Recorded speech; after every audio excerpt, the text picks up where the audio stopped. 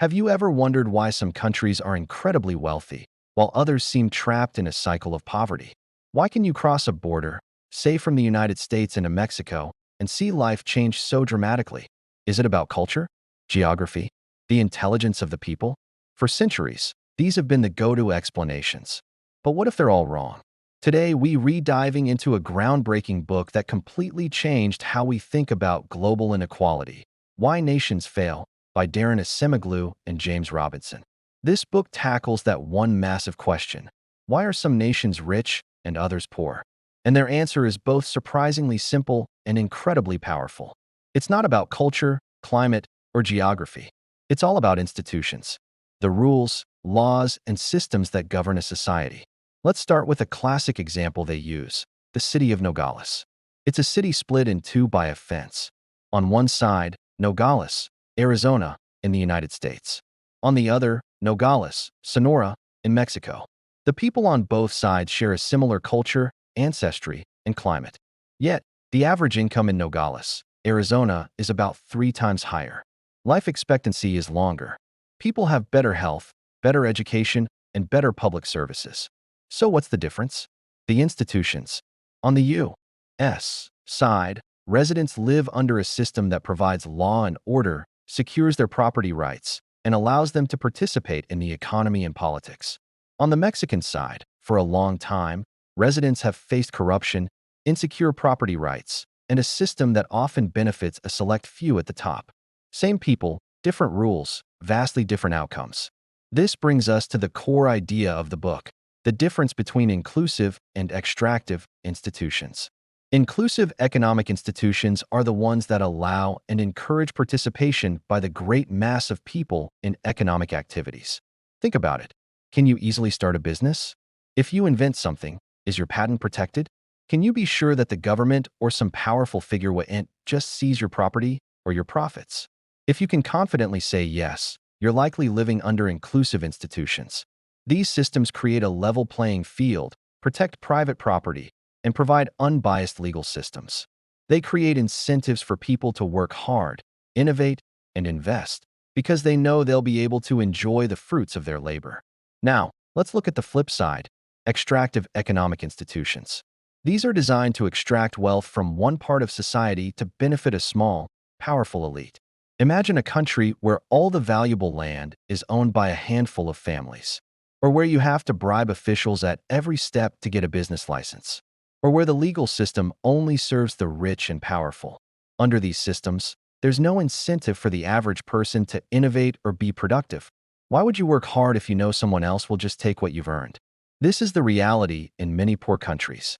The system is rigged from the start. But it's not just about economics.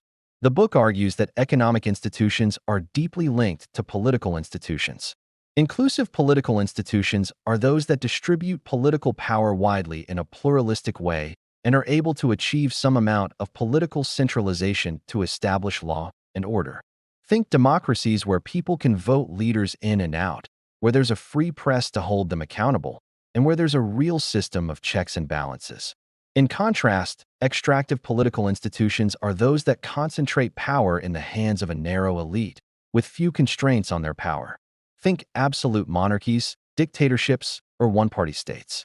These elites use their political power to create extractive economic institutions that enrich themselves.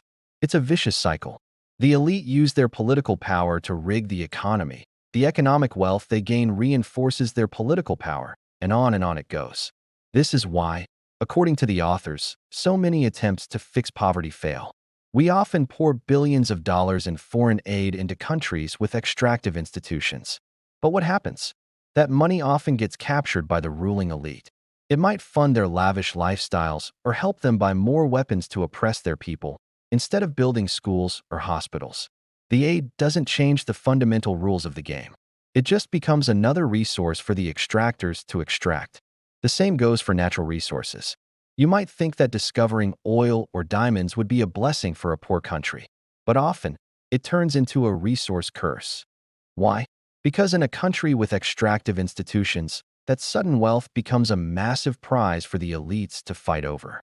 It empowers them, makes them less reliant on taxing their citizens, and gives them the means to crush any opposition. Instead of leading to broad prosperity, it often leads to more corruption, conflict, and repression. The book is filled with fascinating historical examples to back this up. They look at the Industrial Revolution. Why did it start in England? Because by the late 17th century, England had gone through a political revolution that limited the power of the king and gave more power to Parliament and, by extension, to a broader segment of society. This created inclusive institutions. Suddenly, innovators and entrepreneurs knew their property was secure. This unleashed a wave of creativity that changed the world. Meanwhile, other powerful empires at the time, like Spain or the Ottoman Empire, had highly extractive institutions. The rulers feared change. They saw innovation not as an opportunity, but as a threat to their power. The printing press, for example, was banned in the Ottoman Empire for centuries because it threatened the elite's control over information. This resistance to change, this fear of creative destruction, is a hallmark of extractive regimes. They actively block economic progress because they know that progress can create new leaders and new social forces that might challenge their grip on power. Think about the divergence between North and South Korea. Before they were divided, they were essentially the same country with the same people and culture. After the division, North Korea fell under a totalitarian communist regime, the ultimate in extractive institutions, where the state controls everything for the benefit of the ruling Kim family. South Korea, after a period of authoritarian rule, eventually transitioned to a democracy with more inclusive, market-based institutions. The result today is one of the most stark contrasts on the planet. South Korea is a global economic powerhouse, while North Korea is an impoverished, isolated state. So what's the big takeaway from why nations fail? It's that poverty is not an inevitability. It's not determined by geography or culture. Poverty is created by political and economic choices. It's created by extractive institutions that rig the system for a small elite and shut everyone else out. This means that the path to prosperity lies in transforming these institutions. It's about creating systems that are open, fair, and inclusive. It's about building a society where people have a voice in their government, where their property is secure, and where everyone has a chance to succeed. This is, of course, incredibly difficult.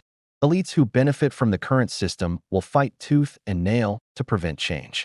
History shows us that this transformation is often a long, difficult struggle. But the book offers a hopeful message. It is possible.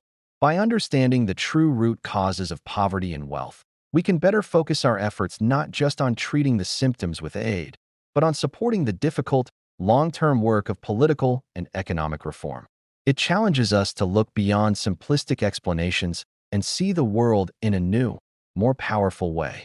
If you're interested in economics, history, or just understanding how the world works, I can't recommend Why Nations Fail enough. It's a book that will truly change the way you see the map of the world. Thanks so much for watching. If you found this summary interesting, give this video a like and subscribe to the channel for more deep dives into big ideas.